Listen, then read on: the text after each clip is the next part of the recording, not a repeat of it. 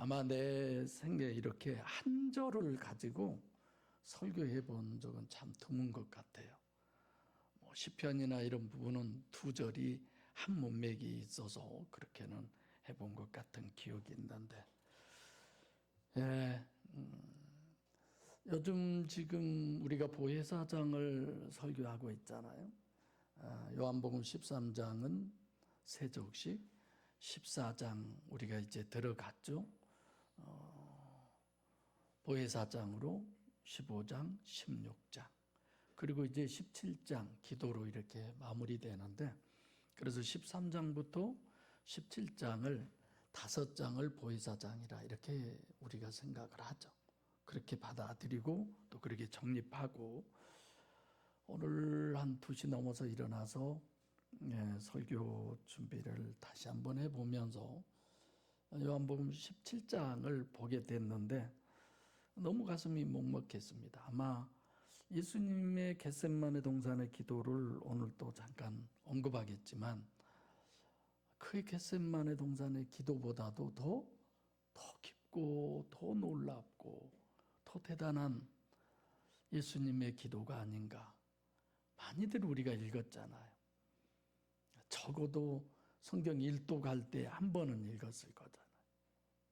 근데 그 예수님의 기도의 모습, 그 소리가 마치 제게 들리는 것 같이, 아버지요, 아버지요, 아버지요. 끊임없이 저와 여러분들을 위해서, 우리의 영혼이 보존되기를 위해서 끊임없이 기도하는 그 기도가, 목회자의 기도가 이런 기도여야 되겠구나. 가장의 기도가 이런 기도여야 되겠구나. 이런 여러 가지 것들을 생각해 봅니다. 여러분, 오늘 예배 끝나고 가셔서 꼭 한번 읽어보세요. 요한복음 몇 장? 17장. 그래서 묵도 시간에 제가 몇 절을 이렇게 묵도할 때 낭독을 했습니다만, 자, 오늘은 고난주일입니다. 사실 누구의 고난입니까? 우리가 지금 생각한 고난주일의 이 예배가 2000년 전에 육신을 입고 이 땅에 오신 하나님이신 예수께서 여러분과 저 우리 모두의 죄를 대속하기 위해서 십자가에 못 박혀 죽으신 그 십자가의 고난, 여기에 모두 다 포커스를 맞추죠. 날짜로 보면 이번 주 금요일 오전 9시에 가장 흉악한 죄인을 매달아 죽인 십자가라고 하는 그 사형틀에 못 박혀서 6시간의 고통을 겪고 죽으신 날입니다. 그래서 기독교에서는 사순절이라고 해서 부활절의 40일 전의 기간을 얘기하는데, 이 기간 동안은 예수님의 고난과 부활을 준비하는 영적 순례의 시기로 그렇게 여기고 있습니다. 그래서 영적 새 출발과 성찬의 기간을 주로 상징을 하죠. 수요일에서부터 시작해서 토요일에 끝나는 이 기간 동안은 성도들은 대부분, 오늘날 교회들도 그래요, 금식하고 기도하고 구제, 이런 활동을 통해서 신앙을 이제 실천을 하죠. 또 그 기간 동안에 예수님의 광야의 40일 금식 기도를 우리가 생각을 하면서 또 기리는 그런 행위를 갖고 자신의 육체적 욕구를 억제하고 영적 삶을 강화하는 그런 과정입니다. 그래서 이웃을 사랑하고 선행을 많이 하는 그런 기간으로 여기고 있습니다. 이런 부분은 대부분 천주교의 그런 부분의 주장들이죠. 또 그렇게 해왔고, 개신교도 역시 그에 못지않게 그렇게 하죠. 자, 우리가 예수님의 고난을 생각하면 언제나 우리 모두는 뭘 생각하느냐? 왜 우리가 고난주일은 아주 침울해하고, 물론 성찬식도 그런 내용으로 우리가 생각하고 많이들 그렇지만, 뭐 때문에 그러느냐? 예수님이 왜 이렇게 십자가에 못 박혀 고난을 당하셨느냐에 근본된 이유가 뭐예요? 내 죄 때문에, 우리들의 죄 때문에. 그래서 엄청 죄를 상기시키잖아요. 죄 얘기를 많이 하고 회개를 많이 강요하는 목사일수록 어떻게 보면 더 거룩하게 보이고, 앉아서 듣고 보면 야, 저 목사님은 저렇게 당당하게 회개를 얘기하고 죄를 들춰내고 저런 거 보면 본인은 깨끗하고 의로운 모양이다, 이런 생각이 들죠. 그래서 존경심이 더해가고 왠지 모르게 거룩해 보이고 왠지 모르게 우리 자신들과 차별화돼 가고 그러죠. 네. 그래서 우리는 이런 고난 주간을 통해서 예수님의 고난을 생각하면 언제나 우리 모두는 죄라는 보따리를 또 풀어놓게 됩니다. 내가 이런 죄인이라는 것을. 그리고 자아성찰과 회개와 영적 새 출발과 성숙을 우리는 도모하죠. 물론 죄에 대해서는 거의 모두가 다 어떤 기준을 죄로 얘기하느냐, 종교적 죄예요. 윤리도덕적 죄를 우리는 떠올립니다. 그래서 로마서 3장 10절에 의인은 없나니 하나도 없으며, 그러면 우리는 그래, 이 세상에 태어난 사람들 중에 죄 안 지은 사람이 누가 있어? 다 죄지. 눈만 뜨고 있어도 죄고, 듣는 것이 다 죄고, 보는 것이, 말하는 것이, 행동하는 것이.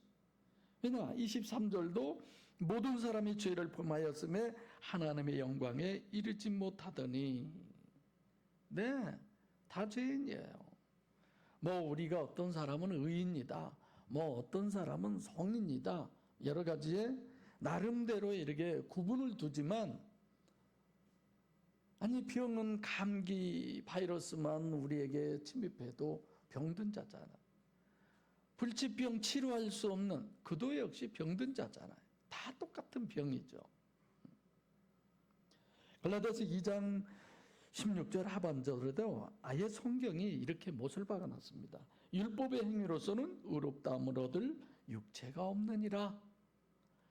하나님이 정해놓은 그 율법을 지킬 만한 육체가 이 세상에 없어요. 다 죄인이잖아요. 아예 하나님은 우리를 죄인 되게 해놓으셨잖아요. 그러죠? 그래서 결국은 죄에 대하여라면 요한복음 16장 9절에 어떤 얘기를 하느냐, 지옥 가는 죄, 용서받을 수 없는 죄, 성령 회방죄. 요한복음 16장 9절에 죄에 대하여라면 저희가 나를 믿지 아니하며라고. 관계성이 있잖아요. 자, 창세기로 돌아가면 아담과 하와가 선악과를 따먹은 죄입니까? 아담과 하와가 선악과 따먹기 전에 이미 하나님과 분리된 파라핍도, 이것이 죄입니까? 우리는 죄하면 무조건 윤리도덕적인 종교적인 죄를 들고 나와서 나는 죄인입니다. 그럼 그 죄 안 지으면 천국 갑니까? 그러니까 하나님과 함께 하심이 구원이다라고 하는 의미를 이해를 잘 못해요. 어제는 어느 목사님과 통화를 하다가 1년 반 동안을 성경을 목사님들에게 가르쳤는데 아직도 이해를 못하더라, 이렇게 얘기를 하더라고요. 여러분들은 대단해. 저처럼 이렇게 함에도 불구하고 목사님들이 이해 못하더라는 거예요. 그럼 그 목사님들은 어떤 걸 얘기할까요? 참 여러 가지 생각을 해보게 됩니다. 결국은 하나님과의 관계를 우리는 생각하게 되는 거죠. 그래서 다시 하나님과의 관계가 보혜사 성령으로 하나님과 내가 하나 되는 것이 구원의 길입니다. 요한복음 17장 예수님이 지금 이 기도 끝나면 이제 잡혀가서 죽잖아요. 이 간절한 겟세마네 동산의 그 기도는 비교할 수 없을 만큼 그렇게 애절하게, 지금 겟세마네 동산에서의 기도는 누구를 위한 기도예요? 누구를 위한 기도예요? 하나님을 위한 기도예요.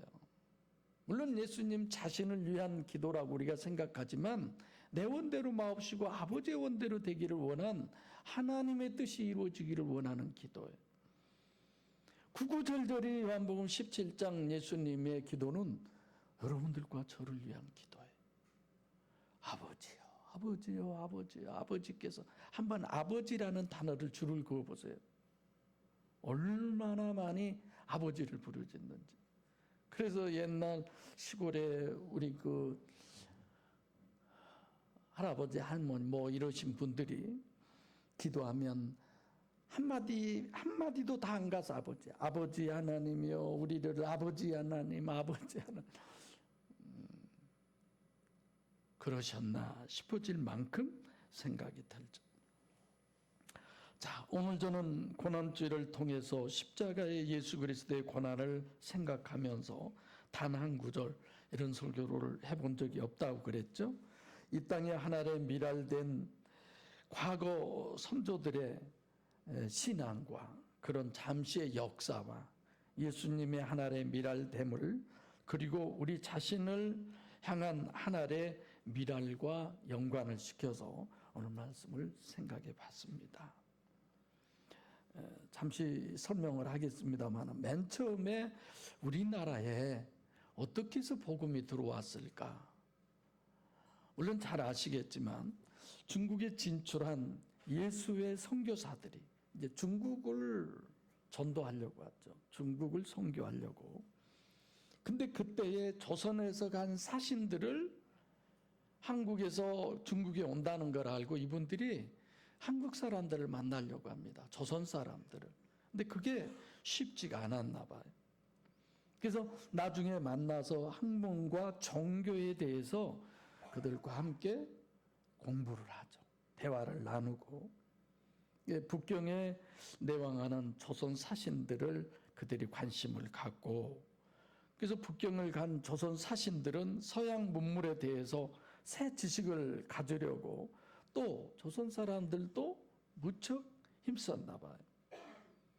선교사들을 만나려고 애를 썼고 선교사들도 역시 학문과 종교에 관해서 나누려고 노력을 했었죠. 그때 최초의 내용들이 1631년 진주사 정주원이라고 하는 사람이 과학기구와 서적을 많이 얻어가지고 우리나라로 귀국을 합니다. 그 소현세자, 뭐 연속극에 보면 이런 거 나오죠?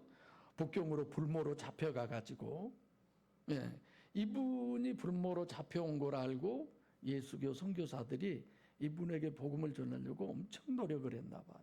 근데 실패로 끝났다고 돼 있더라고요. 뜻을 이루지 못하고 17세기 초부터 서학이라는 서양의 종교와 학문을 내포한 그런 부분으로 새로운 학문을 이제 우리나라에서 중국으로 간 사신들을 늘 만나서 전하게 되죠. 그래서 1784년 정조 때 이승훈이라는 사람이 북경에서 영세를 받습니다. 최초로 중국에 가서.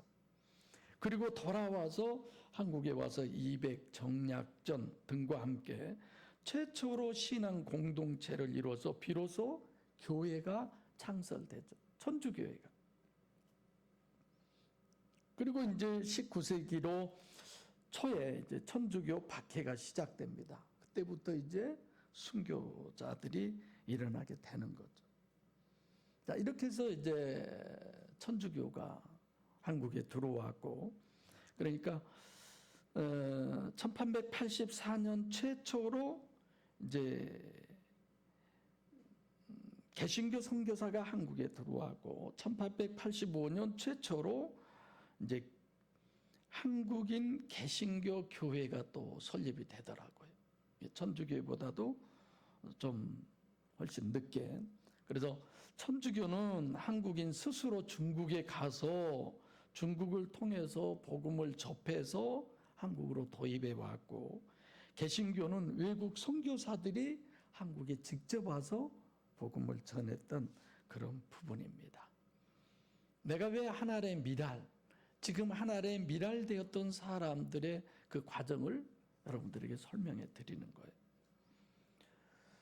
거예요. 1801년, 그러니까 신유 박해죠. 신유 박해 1801년에 호남의 사도라고 하는 사람이 있었어요. 지금 이분은 천주교 계통을 제가 설명해 드릴게요. 유한검이라고 하는 사람이 복음을 받아들여서 아까 얘기했던 그분들에게 복음을 받아들여서 그의 일가족 6명이 그러니까 7명이 되죠. 한꺼번에 순교를 당하게 됩니다. 그래서 한국 순교자들의 보석이라고 칭송한 또 순교자 이순희와 유종철이라는 사람도 포함돼서 함께 순교를 당하게 돼요. 그래서 1801년인데 심해 박해가 1791년에 있었더라고요. 한국 천주교 최초의 순교자 윤지충, 이 사람은 이제 바오로라고 하는 이름을 받았고 권상현이라고 하는 사람이 야고보라고 하는 이름을 받았는데, 이 사람들이 뭘 했어요? 유교식 조상들에게 드리는 제사를 폐지를 했습니다. 제사 드리면 안 된다. 이건 우상숭배다. 술 마시면 안 된다. 담배 피우면 안 된다. 이렇게 철저하게. 그래서 결국은 그 사람들이 순교를 당하게 되죠. 그럼 이 사람들만 그랬겠습니까? 당시 천주교를 받아들인 모든 사람들이 그렇게 되는 거죠. 신주를 불태우고 조상신들을 아예 섬기지 않는. 그래서 그 호남의 사도라고 불렸던 유영검과 그의 동료들이 신유 박해 때 순교의 제물로 사라지는 거죠.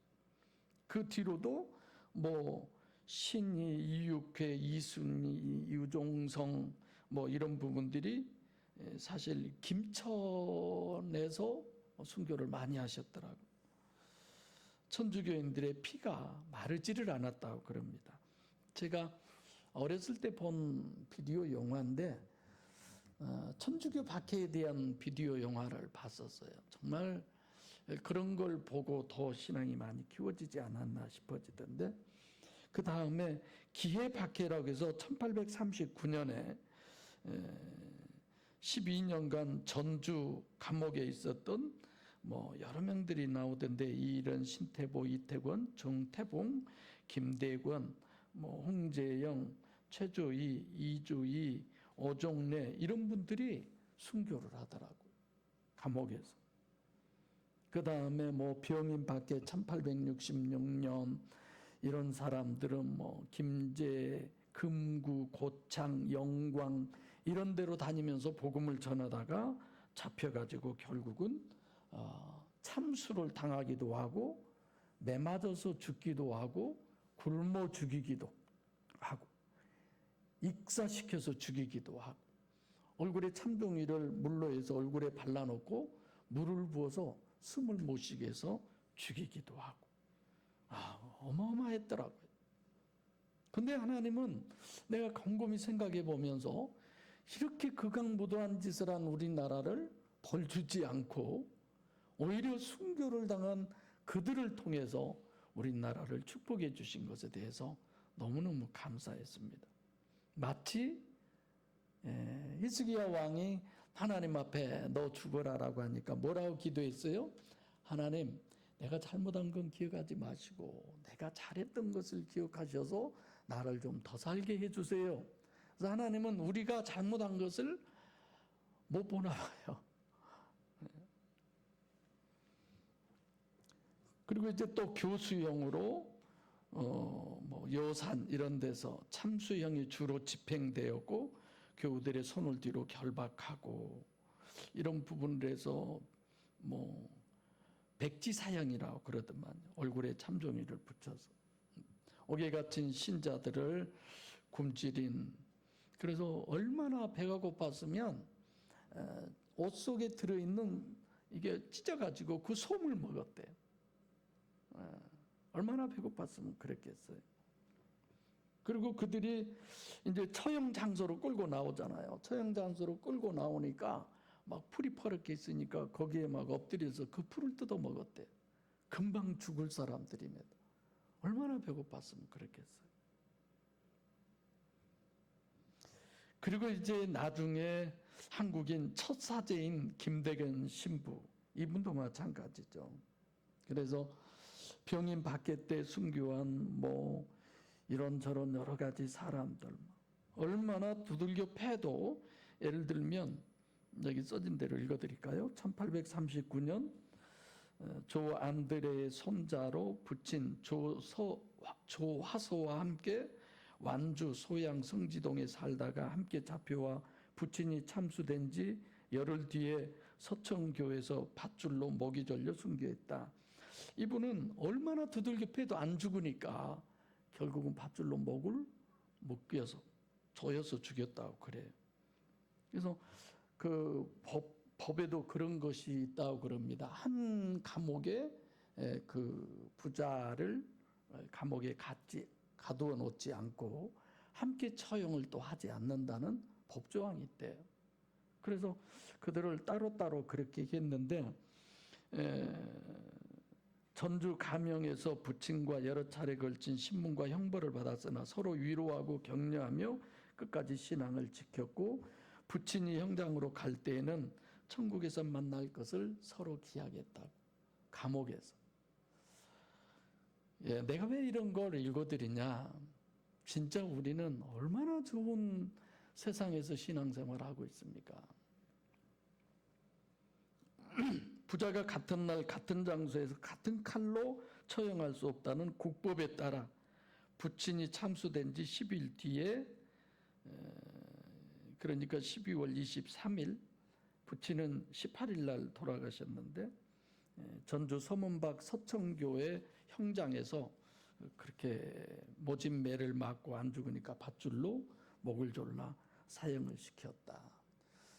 그 사람 나이가 몇 살인 줄 아세요? 18살이에요. 18살. 병임 박해 때는 순교한 남종상의 큰아들 남명혜와 남종상과 함께 순교한 홍봉주의 아들을 교수용으로 죽인 후 이렇게 그들에 있었을 때의 남종상 그리고 부친 남상교 큰아들 남명희는 공주 가명에서 이송돼서 아버지와 손자를 한 감옥에 가두지 않고 서로 나누었는데 이때 남명희의 나이가 14세였대요. 14살짜리가 뭘 알아서 이렇게 고난 속에서도 그들은 신앙을 지켰는지. 14살, 15살. 남영희 집안은 3대가 순교를 했답니다. 할아버지, 아버지, 아들. 우리가 이런 부분을 보면 마치 저주받은 것 같죠. 부끄럽고 수치스럽고 창피하고 그런 거 아닙니까? 그 다음에 전주 감옥에서는 신유밖에 이때에 아까 얘기했지만 옥중교살이 되는 것이고 정해밖에 1827년 240여 명이 넘는 천주교인들이 감금되어서 문초를 받았고 그때도 수도 없이 많이 죽였고 정말 이런 부분을 다 보면요. 어느 감옥에서 어디에서 지형을 보면 대한민국이라고 하는 조선이라고 하는 나라에 순교의 피가 없는 곳이 없어요. 어마어마하게 죽였더라고요. 하나님 믿는다고.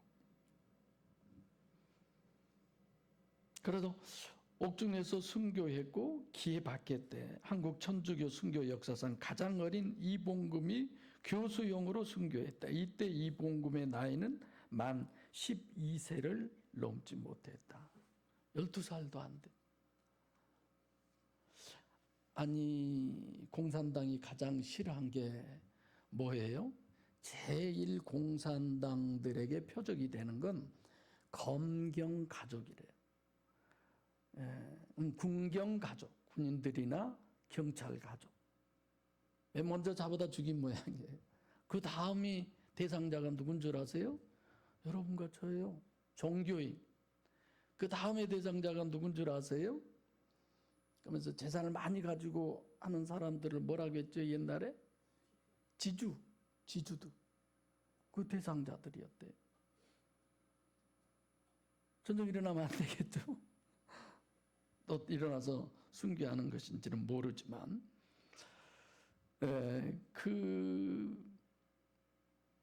이 부분 보면은 유한거 맨 처음에 제가 시작한 사람인데 그분은 그랬다고 그래요. 포도청과 형조에서 문초를 받았지만 그의 뜻은 더욱 굳어져 죽는 것이 사는 것이다 라고 감옥에서 부르짖었대요. 목숨을 구걸하지 않겠다. 그래서 그 사람은 고향에서 처형해서 주민들에게 경각심을 주기 위해서 한 정음이 어딘지 잘 모르니 김제나 봐요. 거기가 김제.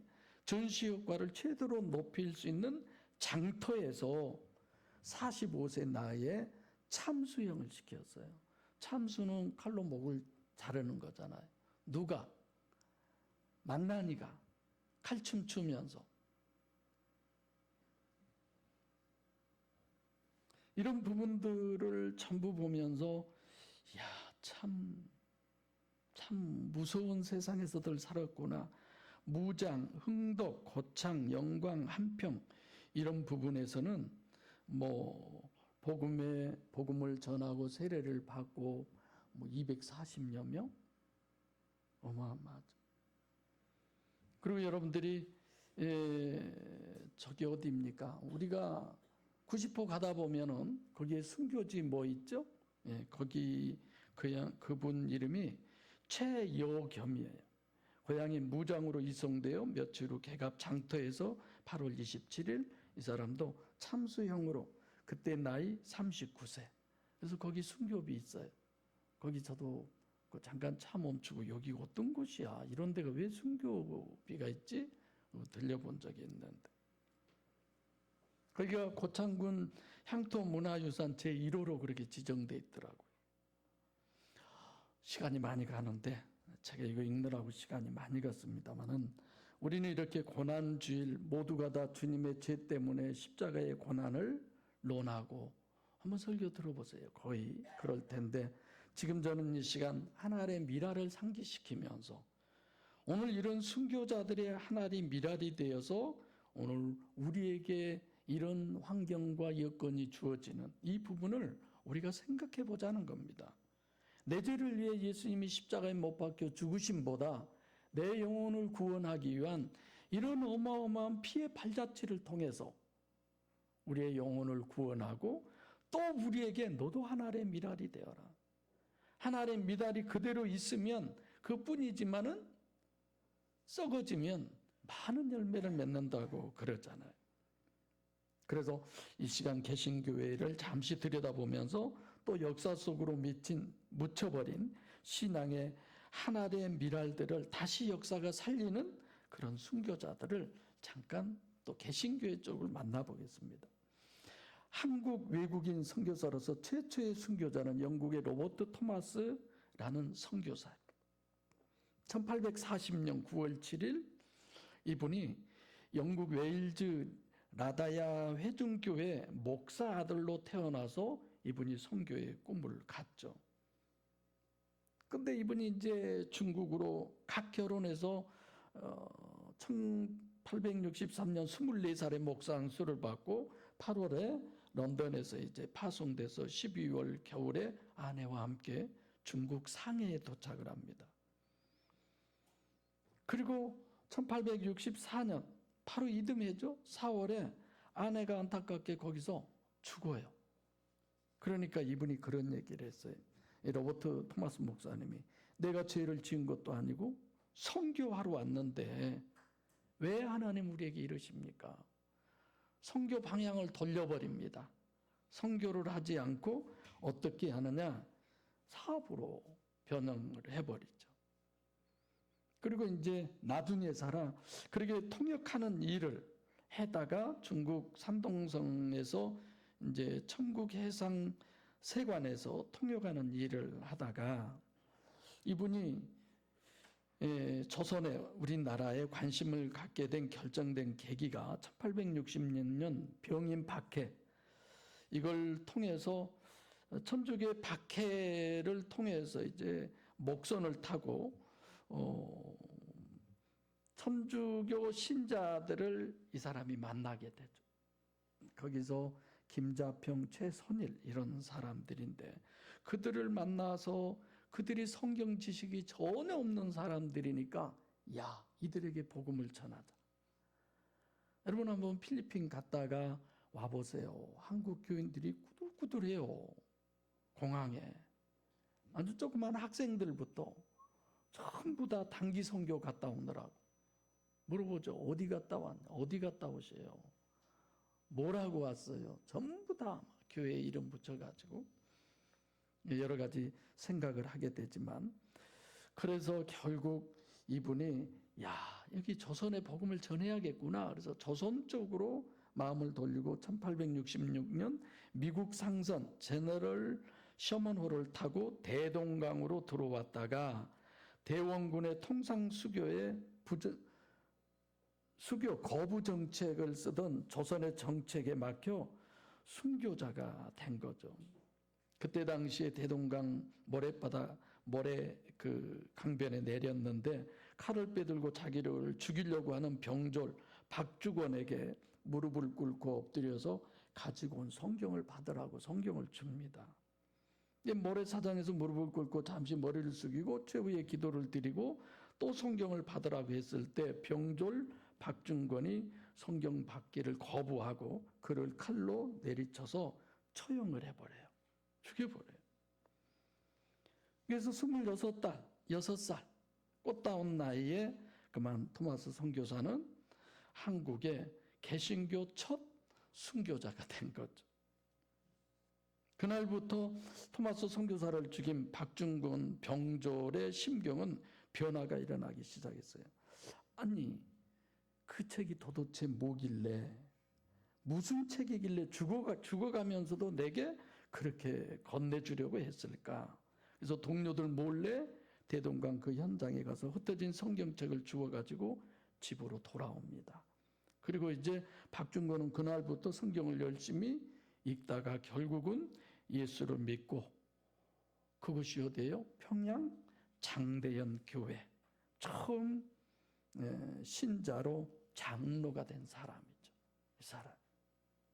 참 우리나라도 대단한 이런 여러 가지 일들이 많이 있었더라고요.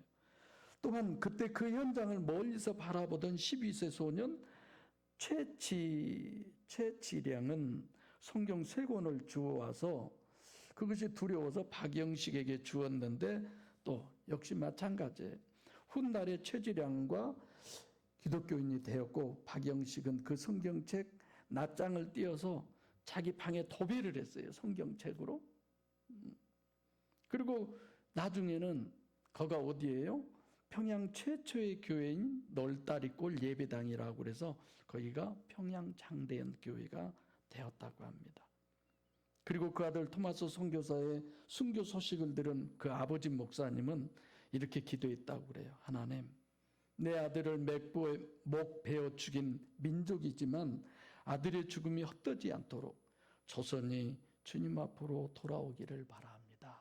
이런 기도를 했다고 그래요. 우리가 오늘날 이렇게 신앙생활하는 것이 그저 별거 아닌 것 같고 아무것도 아닌 것 같지만 이런 어마어마한 순교의 피를 흘리고 일제시대 때 6.25 때 우리 기독교들 얼마나 많은 순교의 피를 흘렸습니까? 지금 저희 그 선배 목사님들과 도초 기독교 100년사를 지금 편집하고 있잖아요. 거의 다 옛날 사진들 보면 이건 누구 아버지였구나, 누구 어머니였구나, 이게 기억나는데 60년도 사진이나 65년 이런 사진들을 보면 마음이 뭉클뭉클해지더라고요. 어떻게 해서 도처에 복음이 들어왔고 언제 어느 교회는 언제 세워졌고 누구에 의해서 세워졌고 이런 부분들이 전부 다 하나하나 이렇게 찾게 되니까 야, 이런 복음들이 저에게 오기까지 어마어마한 어려움들이 많이 있었구나. 그걸 찾게 되더라고요. 책 나오면 제가 보여드리겠습니다만 이렇게 천주교, 개신교 이제 설교 한 반절 했는데 이렇게 많이 지나가네요. 제가 어떤 의미로 얘기하는 줄 알겠죠. 예수님의 한 알의 미랄, 예수님의 한 알의 밀알은 마태복음 16장 21절에 예수님이 십자가를 이제 앞에 두고 그런 기도를 드려요. 마음이 심히 고민하여 죽게 되었으니. 겟세마네의 기도죠. 이 잔이 내게서 옮기시옵소서. 그러나 내 원대로 마옵시고 아버지의 원대로 되기를 원합니다. 땀이 땅에 떨어지는 핏방울 같이 되더라라고 했어요. 얼마나 간절히 기도했습니다. 마태복음 26장 39절에 얼굴을 땅에 대시고 엎드려서, 여러분 무릎 꿇고 엎드려서 얼굴이 땅에 댈 만큼 한번 그 자세를 이렇게 취해 보세요. 잘 안 되더라고요. 요가를 하신 분들은 잘 되겠지만 얼마나 간절한 모습이에요.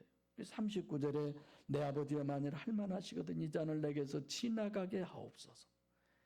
이 십자가를 내가 지지 않도록 좀 해주세요.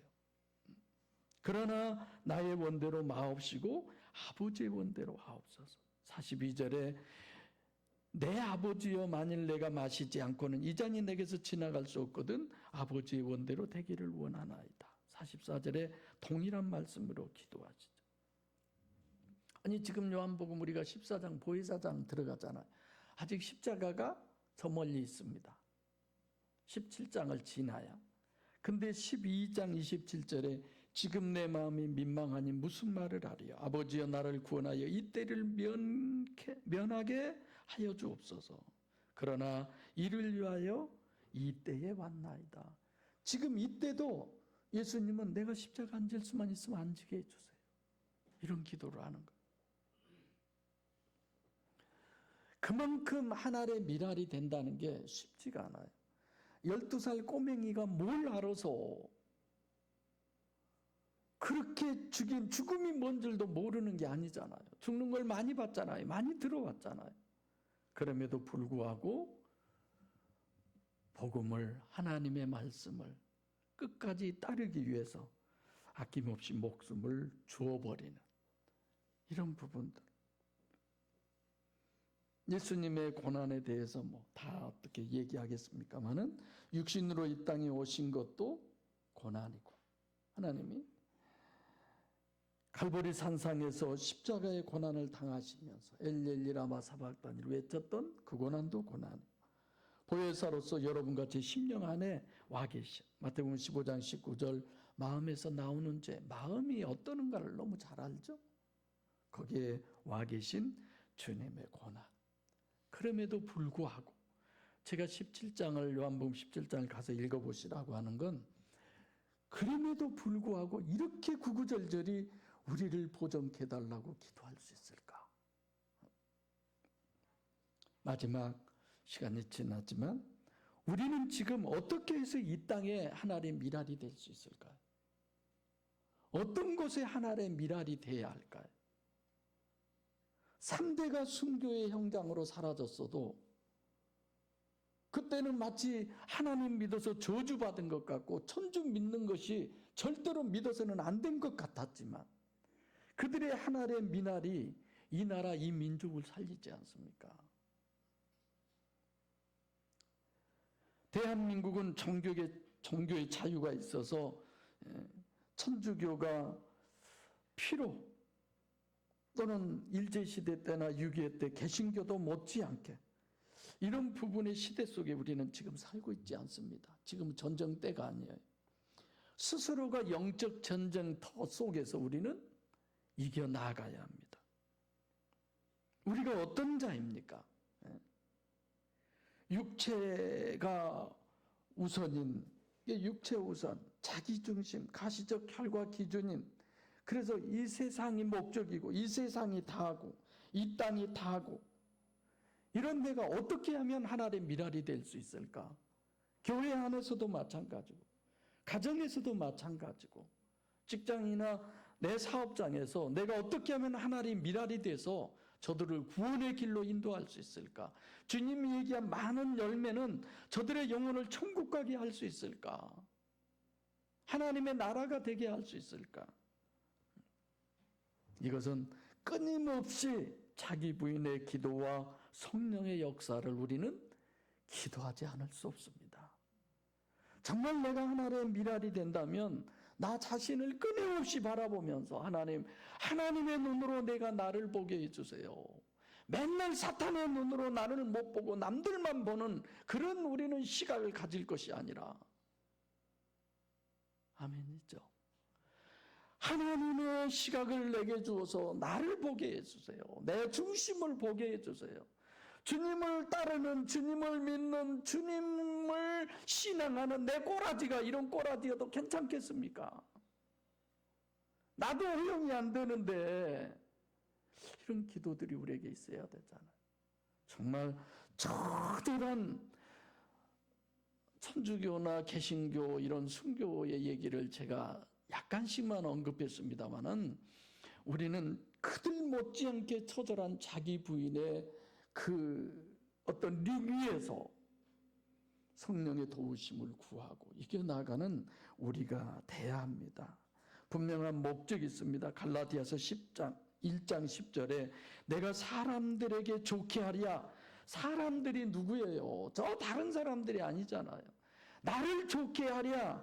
아니면 하나님을 좋게 하랴. 우리는 대부분 나를 좋게 하려고 그러잖아요. 하나님 왜 믿습니까? 천국 가려고. 나를 좋게 하려고 그러잖아. 우리가 찬양 그러죠. 주님 계신 곳이면 지옥이라도 나는 가겠다. 오직 주님 한 분만 목적이기를. 정말 그런 기도. 내가 사람들에게 기쁨을 구하랴. 사람들을 통해서 내가 기뻐하고 즐거워가 아니잖아요. 하나님 한 분이잖아요. 12살짜리가 순교의 형장으로 26살, 15살 어떻게 이룰 수 있어요? 하나님의 능력이 아니고 그들의 피 뿌린 그 피의 열매로 오늘 우리에게 이런 복음이 우리에게 주어진 거죠. 내가 지금까지 사람의 기쁨을 구하였던 것이었다면 그리스도의 종이 아니니라고 그랬잖아요. 여기서 사람의 기쁨이란 남들 생각하지 마세요. 나잖아요. 나. 자기 좋게. 저 좋으려고. 우리에게 주어진 어느 곳에서든지 복음의 하나의 미랄이 되어서 교회나 가정이나 내가 처한 어떤 곳이라도 살아계신 하나님의 증인 되시기를 바랍니다.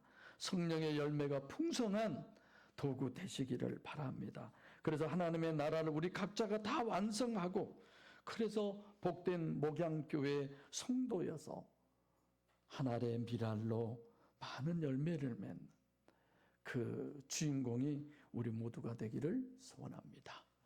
기도하겠습니다.